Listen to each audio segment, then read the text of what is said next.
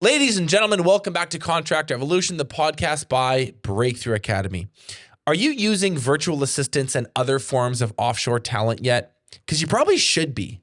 While many of the roles in your business are indeed landlocked to the hyper-local geography that your business operates in, there's this whole other half of the org chart that kind of isn't, right? Like, could your office manager effectively administrate from Mexico City?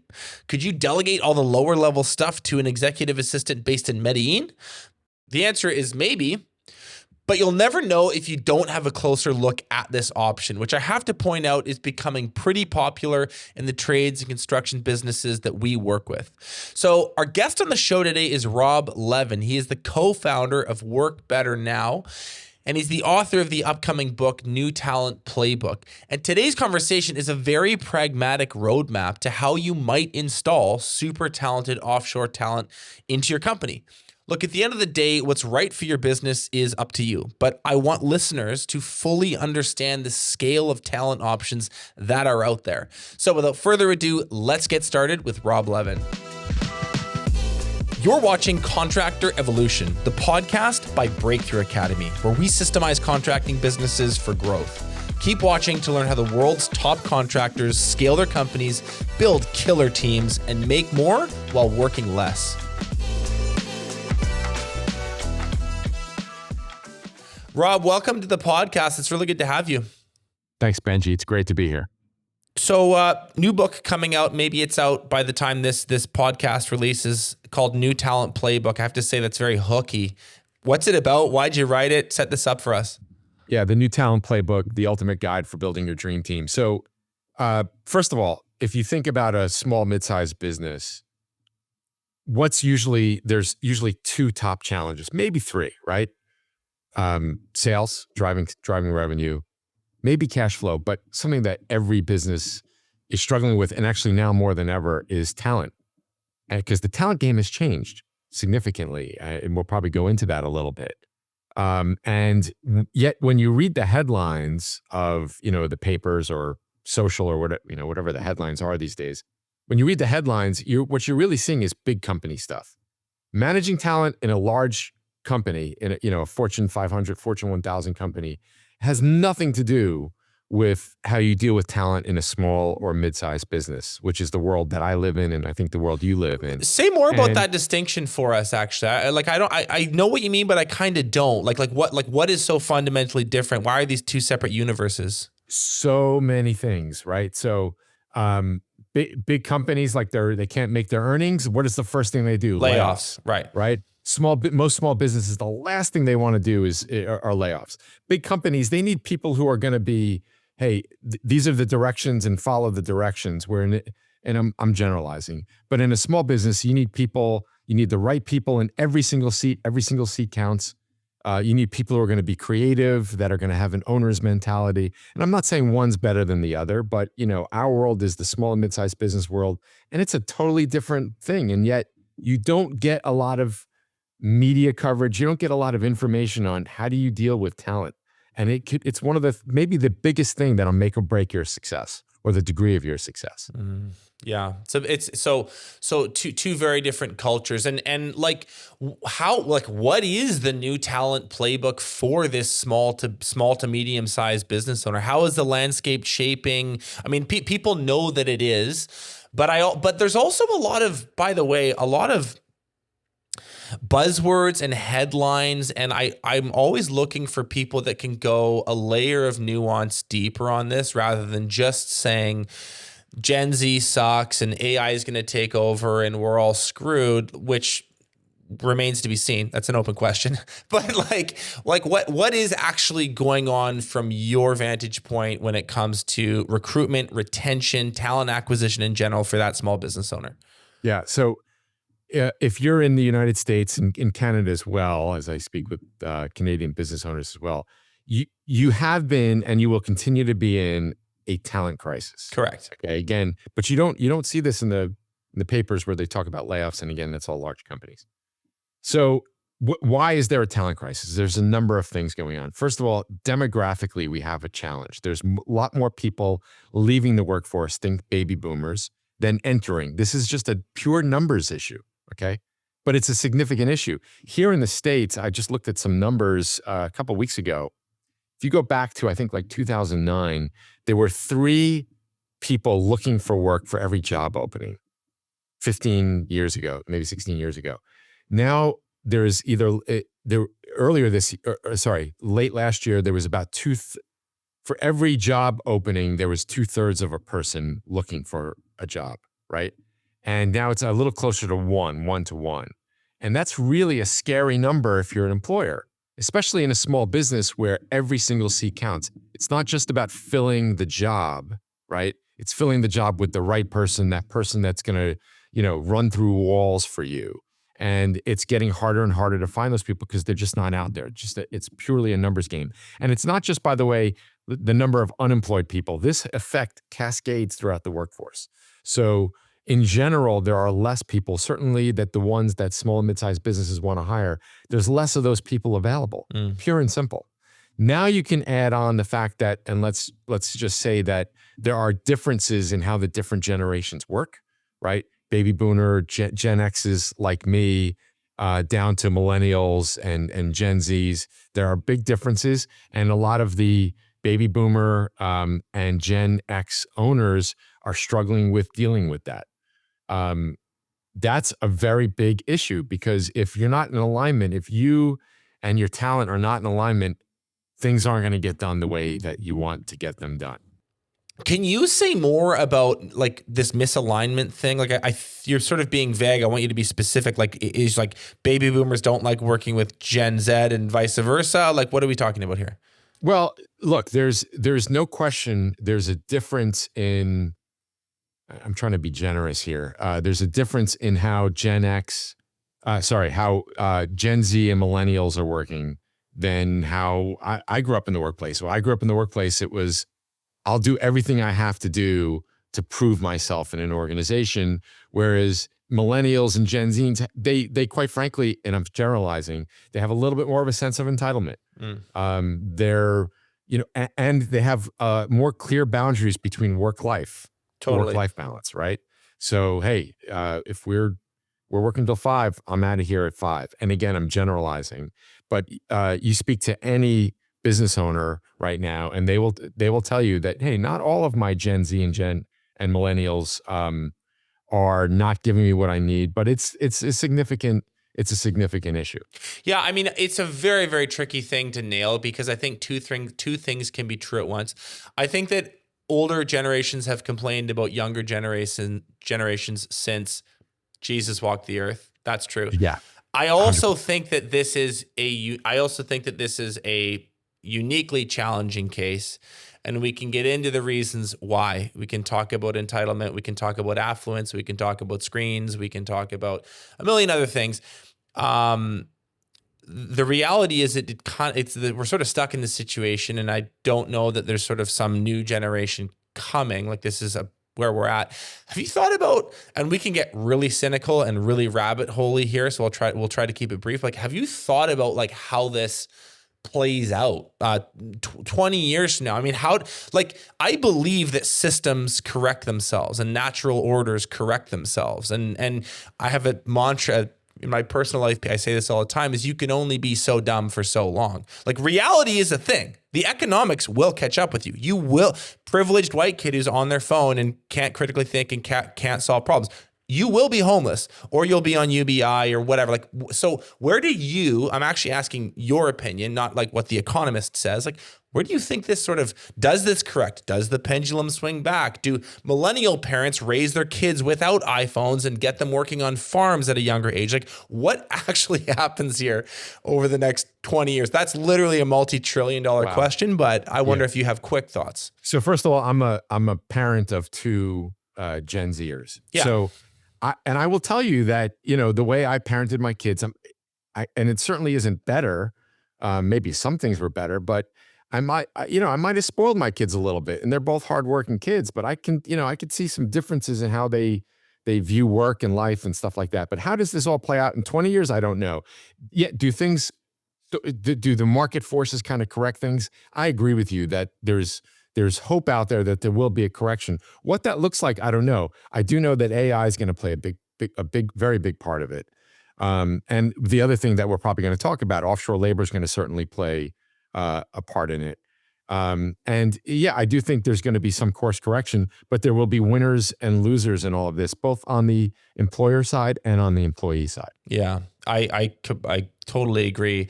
It's an open question to me as well. I have this sort of weird optimism about things in the future, but we'll see what happens. As I often do, tangent. Give me the Cole's notes on New Talent Playbook. Like, what's the thesis of the book, and what's the case you're really making in it? Yeah. So as we started to talk about, there's a talent crisis. That's the start of this, right? And this is not going away. This is not like a temporary fad. This isn't something that is related necessarily to the pandemic. If anything, the pandemic just accelerated the changes that are always going on. And because of this, Mr. or Ms. Business owner, you need to do things differently. Number one, and I'm just going to go over a very quick rundown here. Number one, the way you think about company culture has to change. Company culture has become much, much, much more important. Number two, the way that you retain talent, that has changed. The way that you attract talent has changed. And then a couple of the things that we talked about, AI and automation, not just AI, but automation too, are a big part in dealing with the talent crisis.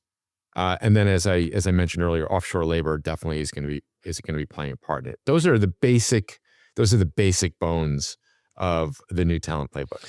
Now, you are a big proponent of offshore talent, or sometimes they hear it called nearshore talent. What's the difference, by the way? Is offshore like the Philippines and nearshore is Mexico? Like it's just sort of, geography? Yeah, we refer to nearshore as Latin America, yeah. Central and South America. And then offshore is anything further, think similar time zones, that's nearshore. And then different time zones is offshore. All right. So I want to go through the reason we're having you on the show, Rob, very explicitly is I think that our contractor listeners are under-indexed on nearshore or offshore talent. There are a number of examples in our Breakthrough Academy universe of businesses who have gotten very sophisticated with how they've set up offshore talent. And they have people, the ones that are really good at this, doing design, doing estimating and quoting, literally running and managing sales processes. We have a roofer in Moncton, New Brunswick, who does $7 million a year in sales out of one salesperson. And that salesperson is supported by a team of VAs. I'm not sure where they are. And there are more and more examples of these sort of cropping up that I see that I'm very interested in. And I talk to them at length about. Now, the rest of the audience thinks that is like magic, or that Corey Byron, who I'm talking about, or Brad Baker, who I'm referring to, are like uber geniuses. And by the way, they are brilliant, but it's not like this is rocket science. They're just an early adopter on something that everyone else could catch up on. And so my hope in this conversation is like, let's just catch everyone else up on like how to use. What's the playbook for using nearshore or offshore talent to really embolden and bolster the productivity, widen the talent pool, and fix, frankly, a lot of problems that a lot of roofers, plumbers, landscapers, et cetera, are facing. So that's the setup. Here's a very practical first question. You can't renovate a house through Zoom, and you can't build a landscape on Google Meets. It's just not happening. So a lot of the core functions of these businesses are IRL, as the kids say, in real life. And they're always going to be that way. Let's go through like a bit of an org chart, like a standard org chart for these businesses, sure. And you kind of say, yeah, it could work, yeah, it could not work. I want to get sort of the obvious ones out of the way. Technicians, laborers, carpenters, site supervisors, foremen, I think probably project managers as well. Like anyone that's sort of directly connected to a job site, will we just say probably not offshore eligible? 100%. Okay. 98%. You could do some project management if it doesn't have to be on site clearly. Yeah. But let's just call let's it 100%. Let's make it simple. Okay. So let's just lop those roles off. Yeah. Okay, then you look at the other part of a business, and when you really think about it, there's more here that I think people might appreciate. I had to sit down and think about it for a second. So it's like office managers and other administrators. Yeah, probably. Estimators, maybe. Designers, coordinators, bookkeepers and controllers, graphic designers, social media, Like what like are those all sort of are those viable choices? Those are all things that can be done offshore, Yeah. for sure. Don't forget. Let's not forget an assistant for the business owner, which should be the first hire anybody makes in any business. We could talk more about that, or we can leave that. No, either go way. ahead. I'd like you to say more about that. Well, so I don't want to make this about my company, about Work Better Now, but when we started the company, it was just to provide assistance for business owners. Our motto was every business owner should have an assistant, or as my buddy Jack Daly says, if you don't have an assistant, you are the assistant.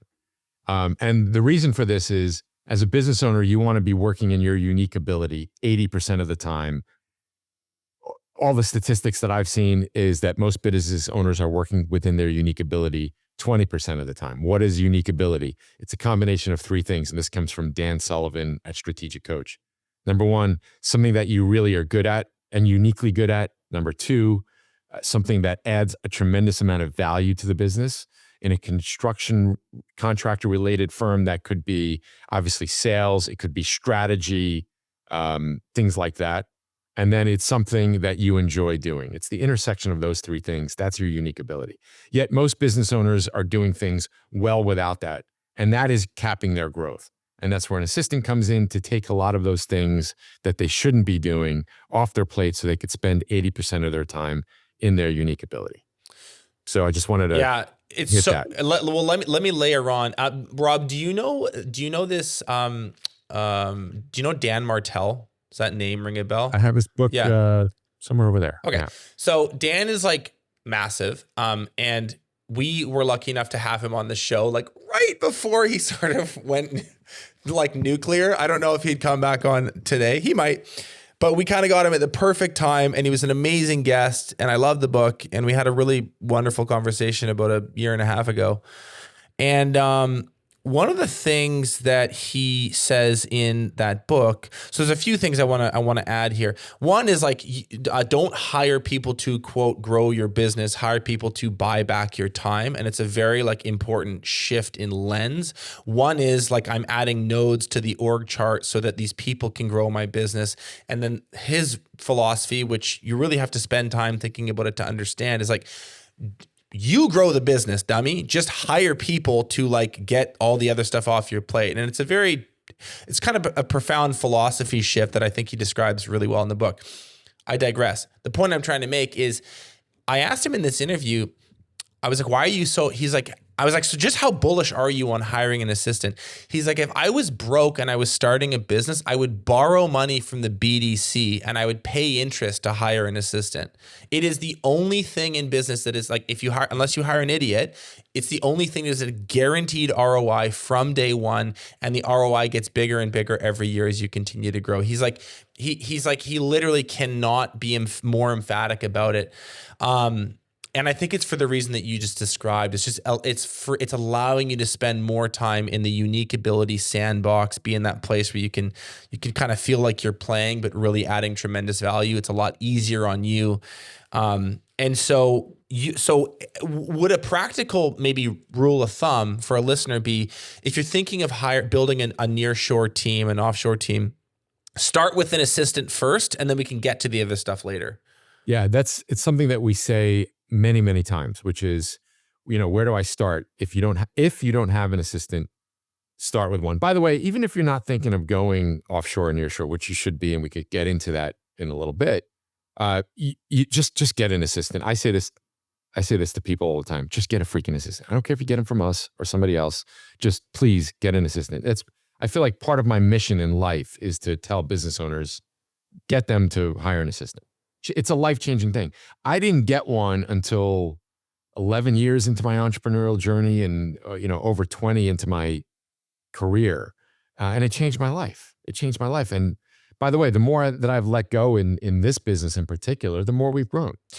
Let's linger on this for a second, because this is very timely. I've just come back from a conference, our own conference that we host, a few hundred people there. And I heard this at dinner tables, and I heard this in conversation a few times from a few people who I've gotten to know really well over the last few years. And they sort of said, I hired an assistant this year. And every single person said the same thing. It was like, it's a game changer. It's changed my life, etc. Can you just maybe for the not sold yet, don't give us the theoretical answer, literally like Rob's answer. When you hired your first one 11 years ago, what were the big like unlock moments? What were the profound like, oh my God, why did it take me so long things? So many different things, and I'm going to try to get as specific as possible.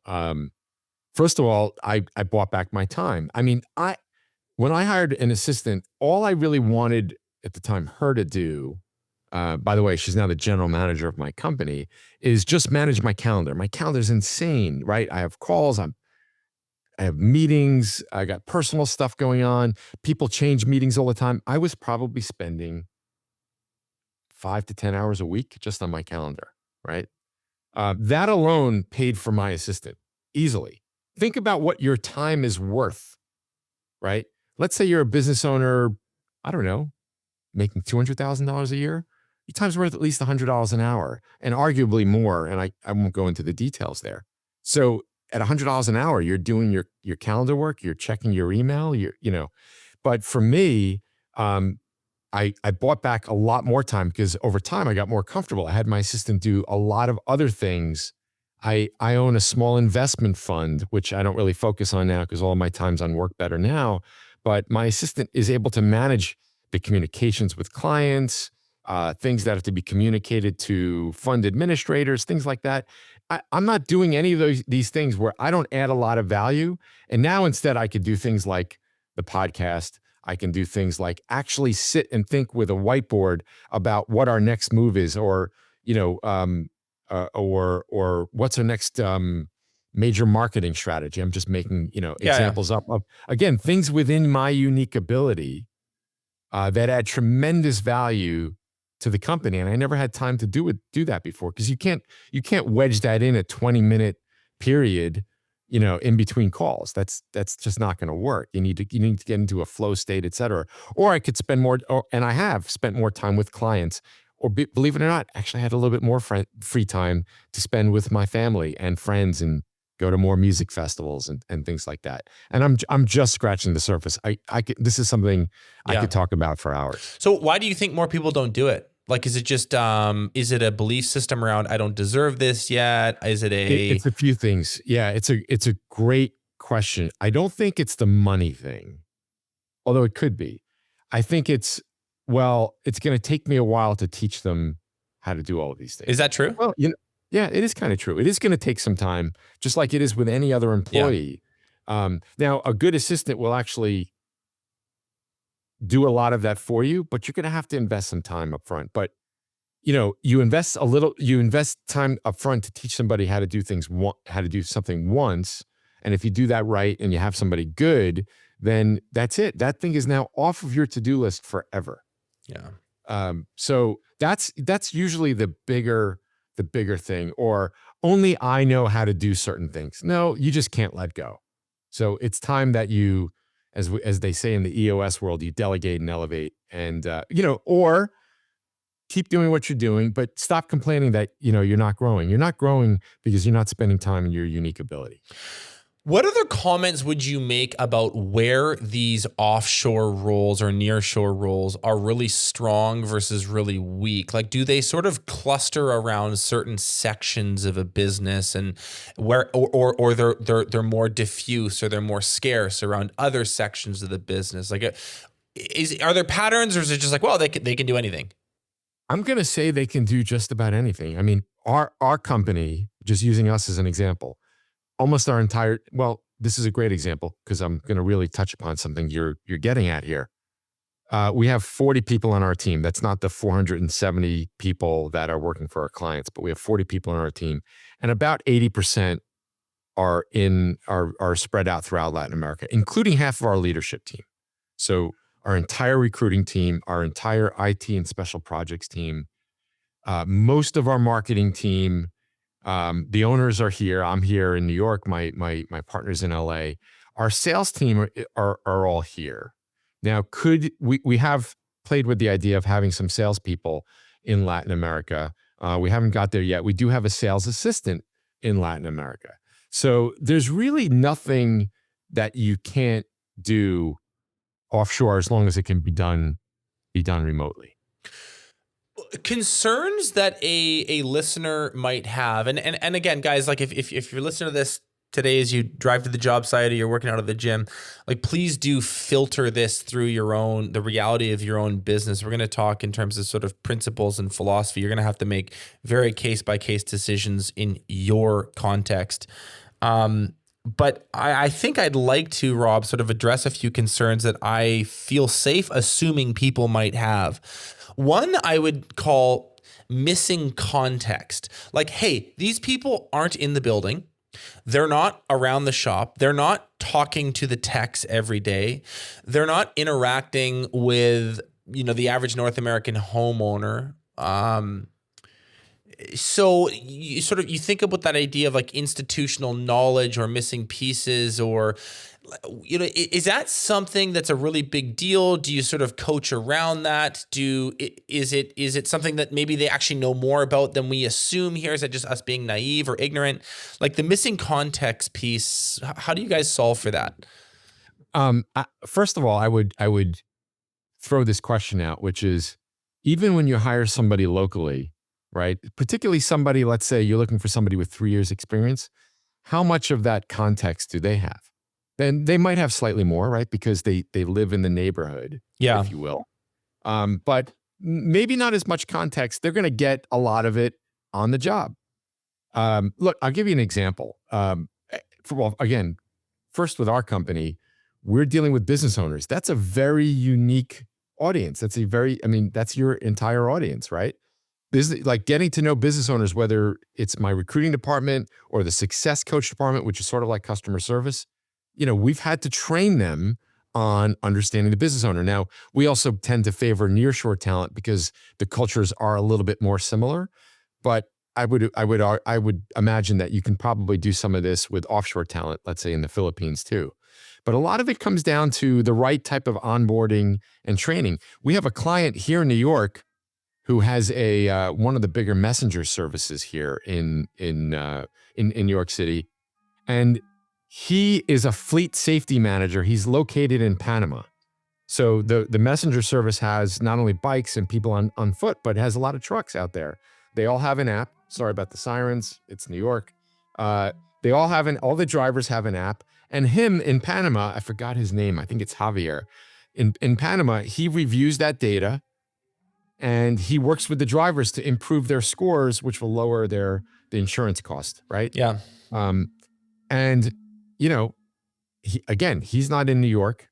He actually had no fleet safety experience. He was trained, and you get the right person who is eager to learn, who's pretty smart. They'll make it happen. Language barriers, like how strong is the English, both written and spoken? So for anybody contemplating going offshore, you actually set it up right. I'll encourage you to think about English in two categories: written and verbal. It's because written, first of all, in my experience, people here in the US, their written English isn't pretty bad bad either. Yeah. Now, Well that said, Yeah. whether you're here in Wichita or you're in San Salvador, it doesn't matter because we have great tools today that will correct your English on the fly. If people are not using Grammarly right now, you are mentally ill. I'm sorry. Yeah. Just like, or if you're using the Office suites, you're crazy. They'll correct you too. But it's Grammarly is such a good tool, and I'm not paid to say that, but it is. I mean, they just did. They nailed it. I don't know whoever was the founder and who did the UX UI and the product build on that, but it is such an amazing tool. It's inexpensive, and I've gone to the point. I used to be pretty lax about this. I've become a little bit more of a stickler. Like written word matters to me. I write a lot, and I do judge your emails. I do. It's $11 a month to have them perfect. You just click, fix. No excuse. Okay, so then that kind of addresses that. The spoken side of it though, like how could they be fielding phone calls with customers or partners or other stakeholders in their businesses? Yeah, 100%. First of all, again, let's look at the U.S. population, particularly for people who are doing these types of roles that you mentioned. Many people here in the U.S. have an accent, right? So let's first acknowledge that. And number two, there are plenty of people around the world, but again, let's talk specifically Latin America and Philippines, because those are usually the biggest places, the most popular places to go offshore, who have fantastic English skills. And if that's important to you, if they're going to be customer facing or even speaking with vendors a lot and the team a lot, make sure you get somebody with good verbal skills. Are they going to have an accent? Probably. Now, look, I'm here in New York, and when I'm talking to somebody from the middle of the country, they think I have an accent. Right. Now, it's not maybe as dramatic as somebody who might have, who is in Argentina. They may have a little bit of a stronger accent, but I can assure you there are plenty of people out there that not only have the experience that you're looking for, but also have accents that are certainly within, tolerated norms, if you will.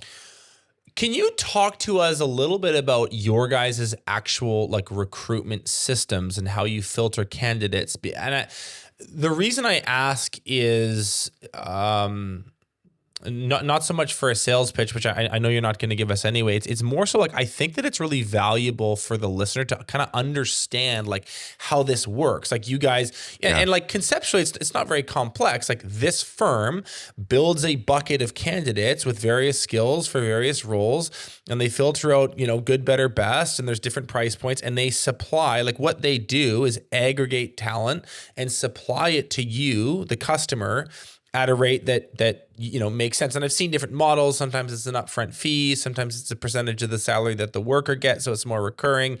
I don't think that matters a huge deal either way. But what I'm interested in is sort of who are these people? Where do they live? What kind of education do they have? How do you guys interview them? Do they fill out a form? What are the nuts and bolts of how these businesses work? Yeah, I can just tell you about what we do. I can't tell you about. What do you guys do? Yeah. So first of all, actually, before I go into that, something I just want to go over, and I'd love to know if you have a thought on this, but in my experience, in the 30 plus years I've been working with business owners are not good at hiring typically, and they certainly don't like it. Okay. So first of all, let's also keep that in mind, because that's part of the value when you work with companies like mine, which is a talent provider. They're doing a lot of the hiring process. In our case, we estimate we're doing 95% of the hiring process. But in terms of the specifics, in terms of how we do it, number one, we have a great employer brand, and it varies. The number of countries varies. It's somewhere usually between 15 and 20 countries throughout Central and South America. So we get thousands of applications every month. And our recruiting department, I can't tell you the specifics on how they do it because I've never been in there. To me, it's magical what they do. Starting out with technology, they then screen that down to the top 1 or 2%. With technology and with humans. So there's assessments, which whenever you're hiring somebody, you should be using assessments. Period. End of story. I don't care where you're hiring from. There's assessments. There's, and I'm not going in order here, there's background checks. There are multiple interviews. There's testing. There's all sorts of things going on. And they've perfected this over time. We collect so much data, what works, what doesn't work. We go back, the people who didn't work out, because there's always going to be a few.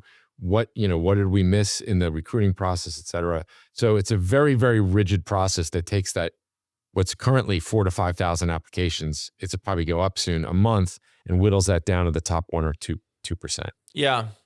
They're really interesting businesses. In a way, it's almost like a talent arbitrage. There is really, really good talent here, and there's really strong demand forces for talent here.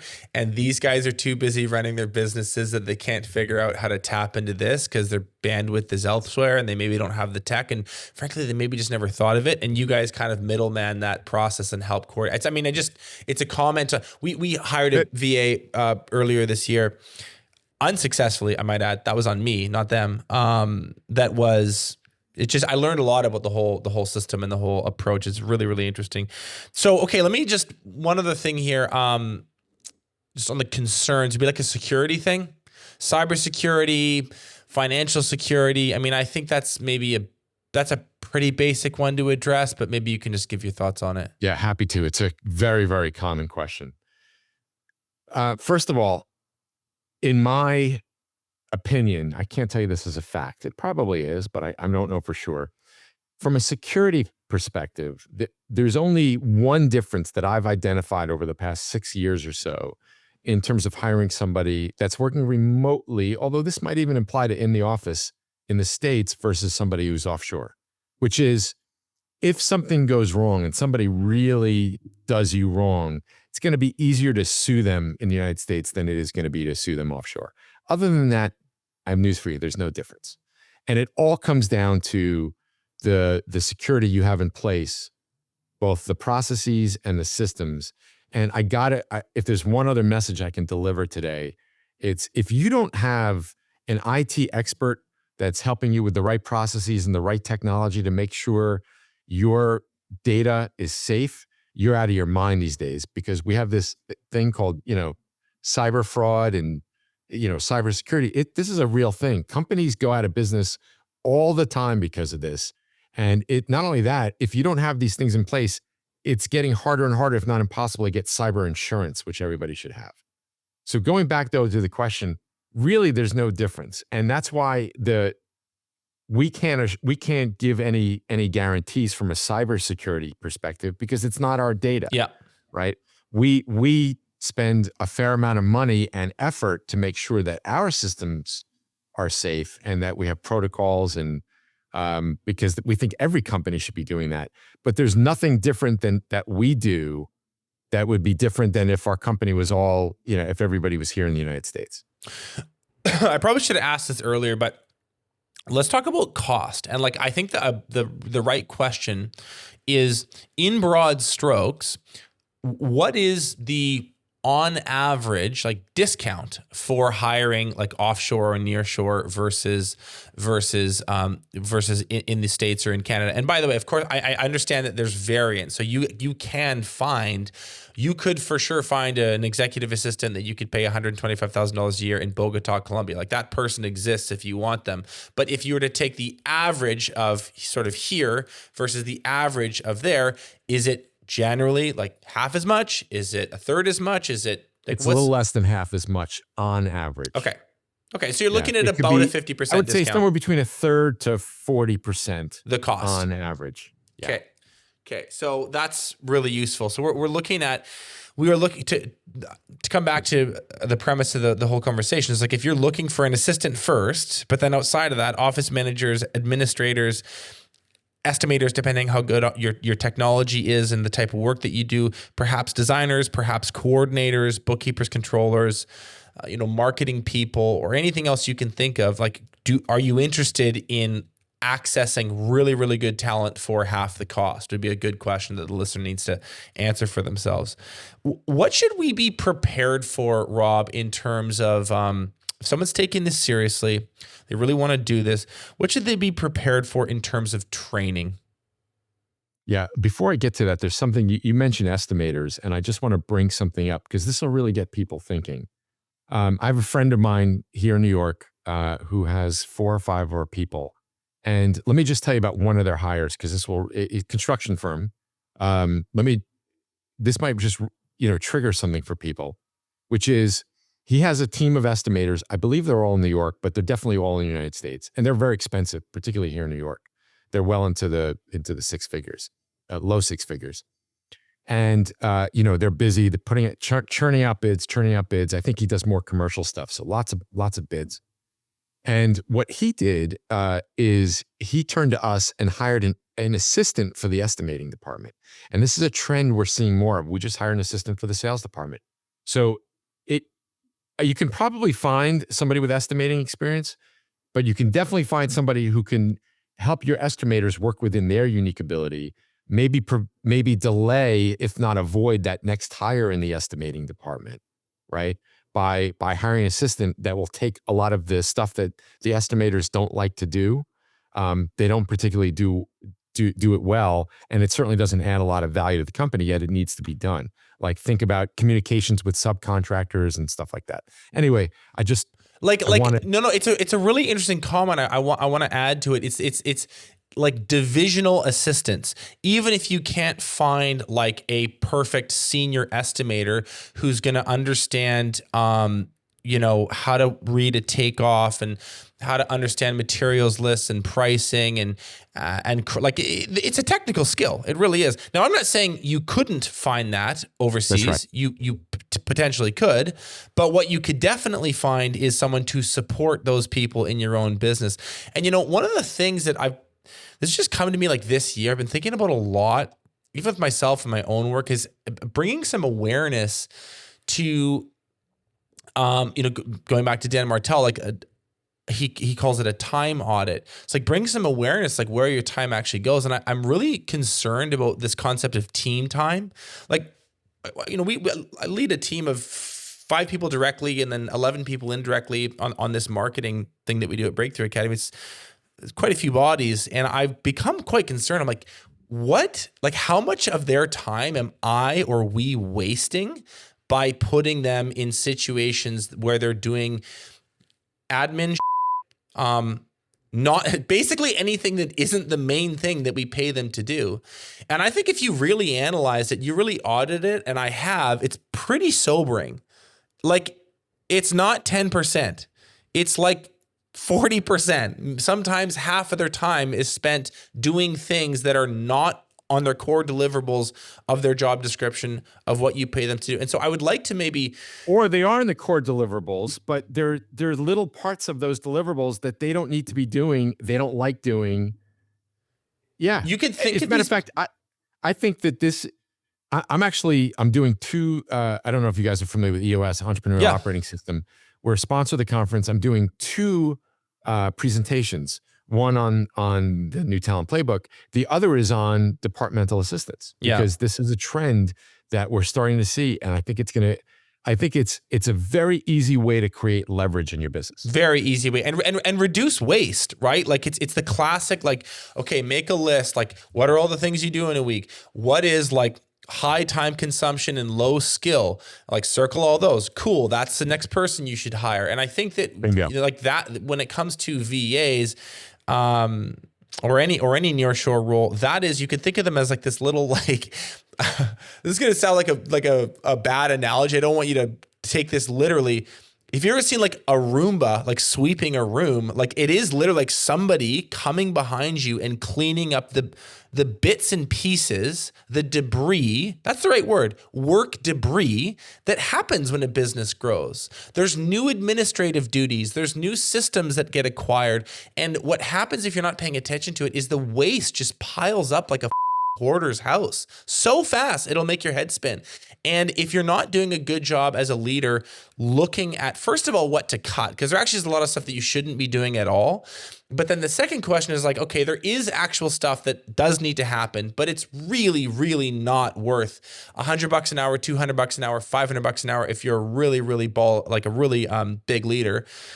What can we get somebody to come behind me and clean up and do a lot of this important work? It is important work, but it's not what me, the founder, or me, the head of estimating for this construction business, or me, the CMO of this other business should be doing. And I just think that's a useful way to think about these roles. It's even more powerful than that.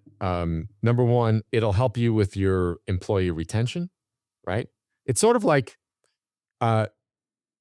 by the way, I'm getting you and your colleagues an assistant. Right. Who doesn't want that? Right. And all the stuff that you hate doing, you don't have to do anymore. It's going to also help you with hiring, because it's the same thing. By the way, when you come into this department, Mr. Ms. Estimator, there's an assistant there that will do, all of those things that, all the following up with all the subs and all of that stuff. We're going to take all of that off your plate. Yeah. It's very, very powerful. Now, there's one thing that we haven't talked about that also fits in here, and people should do this even before hiring offshore, with maybe one exception, which is AI and automation. Yeah, I wanted to ask you about that. Rob, I can't even imagine how different the capabilities of a VA would be with a nice little, pretty inexpensive, like AI-based tech stack. Get them ChatGPT, Midjourney, and pick a third if it's your favorite, and set them up on that. Like, what can they do now versus what they could do 3 years ago? It's got to be mind blowing. And even before you hire that assistant, what can you be doing in the company? How are you leveraging AI and automation? At Work Better Now, we are constantly figuring out what can we automate? What can be done by AI? If a department wants to make a hire, let's first analyze, hey, are we automating everything we possibly can? And are we using AI, where we can? Because, by the way, that not only reduces the need for man-woman hours, it also speeds up cycle times. It reduces errors, right? And then your customers are going to have better outcomes, et cetera. This is a must today. Now, the reason I said there might be an exception is you might say, well, let's say I'm a baby boomer entrepreneur, and you might be saying, I'm not the guy to figure out this AI and automation. Then if you can't find somebody in your company who is going to do it, then you can bring on an assistant who is a digital native and knows how to make automation and AI work for you. In fact, when chat came out, what was that, the end of 2022? That's right. I'm a Gen Xer. I'm probably the oldest guy in the company. I realized, all right, this is going to be really impactful for our business, for our clients, and for us. I also knew that I wasn't going to be the guy that was going to figure out how we can use AI throughout the company. So I empowered my leadership team to do that. And it doesn't even have to be your leadership team. It could be some of your younger employees that, again, are just more digital native. This stuff just comes a little easier to them. And I want to just make sure I mention this, which is AI and automation are two different things. First thing you should really be looking to do is automate anything possible in your business, right? Particularly getting QuickBooks to talk with your estimating software. And I'm just using that as an example where you don't have to manually transfer information. All of that technology exists. It costs next to nothing these days. Every company should be doing that. And then AI is something else you can layer on. By the way, another place you can start if you don't know where to start, ask AI. Hey, AI, I have this kind of a business, blah, blah, blah. Tell them as much as you can about the business. Give me 3 easy ways I can implement AI or automation in my business. Mm-hmm. And it'll tell you, and it'll be right more often than it's wrong. Have you gotten any feedback from customers or the people in your business about okay, now that we have LLMs, and whether you're using something from Anthropic or something from OpenAI or Google's Gemini is getting better. I mean, there are, these will be sort of commoditized pretty quick. There'll be a few big players and you'll have the main 3 or the main 5, whatever. They largely do the same thing with a few strengths and weaknesses here and there. You get them an LLM. What can they do now that they could not do 3 years ago or 4 years ago? What can who do now? The company? No, the assistant. In terms of their actual, I'm wondering if there's any really useful kind of catchy examples where it's okay, well, I couldn't have them manage my inbox super effectively because I was always worried about, professionalism and writing, and now they just completely own it. Or, I couldn't ask them to do this, but now they can. I'm just wondering if there's any examples that you've heard of in your universe. I'm just trying to think of what we're doing because I don't want to talk about what I've kind of heard about. I want to talk about something real. Well, I mean, there's so many. First of all, I'm always now telling my assistant if there's something new to figure out. I'll give you a silly example. I do enough traveling where we have a travel matrix. My assistant and I have a travel matrix. That's to make sure we have all of the trips listed, and we don't forget to book a flight or book a hotel or whatever else. And literally, we were talking about this just a couple of hours ago, and I said, well, it's all on a spreadsheet. And I said, he said, wouldn't it be great if I got a notification that it's time to book this hotel, right? Because sometimes I want to wait because travel plans change, et cetera. And I said, my assistant's name is Sergio. I said, Sergio, I guarantee you there's a way to do this. I mean, spreadsheets are very dynamic these days. I said, just ask AI how to do it. And that's, by the way, a very, very powerful thing that shouldn't get overlooked, which is your assistant, because let me back up. I don't want to tell my assistant how to do things. A, I may not know. B, I don't want to take the time. I want my assistant to figure it out. That's kind of half the idea. And now with AI, it takes a lot less time and a lot less effort to figure those things out. That alone is very powerful. Mm-hmm. Very, very powerful. And then, we're moving now to the AI, the world of agents in AI, and your assistant is going to basically have an assistant. Mm. You still have the assistant there for the security, for the touchy-feely stuff, for really understanding you, but these agents are going to be pretty powerful. Yeah, and it sounds like they're going to be here sooner than people think. I literally was just reading a few LinkedIn articles yesterday, sort of digital people within the next 3 years, which is insane. I mean, anyway, that'll be another podcast. Where can people, okay, actually, no, before we close, I just want to sort of recap the case I'm trying to make here. And honestly, like Work Better Now is great. And you said it yourself, Rob. It's like whether you use you guys, you use someone else, like at the end of the day, like the principle I'm trying to share here is, I think if you're a contractor somewhere in North America, you are crazy if you're not at least considering hiring an assistant or hiring a remote role for your business, empowering them with AI and good technology, and doing that for half the cost. I'm just saying, have a look at it. If you decide to hire in your community, that's fine too. If you decide that it's not right for your business, that's fine too.